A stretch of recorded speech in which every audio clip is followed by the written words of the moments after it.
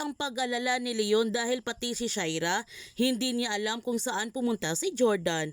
Ngunit ang sabi ni Jeff na may pag-asa pa silang mahanap ang kinaroonan ni Jordan dahil sa pamamagitan ng car tracker app, makikita nila dito kung saang lugar na huminto ang sasakyan ni Jordan. Noong nakita na nila ang location, agad na silang pumunta nito para iligtas sina Jordan, Christy at Tori mula sa mga kamay ng mga kalasag. Samantala, sinabihan ni Alakdan sina Sawa at Bacolao na ihanda na nilang kanilang mga gamit dahil kailangan na nilang umalis ngayon sa lugar na ito. At baka nakatawag ng pulis si Jordan, hihintayin ba nila na ma-corner pa sila nito ng mga pulis? Nagtanong si Bacolao na ididipatcha na ba nila ang mga bihag.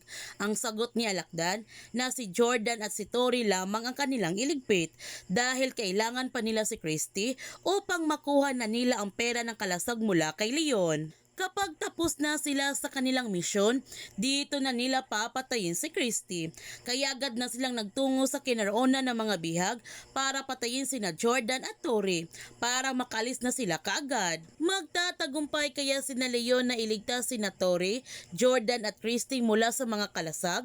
Yan ang ating aabangan sa asawa ng asawa ko.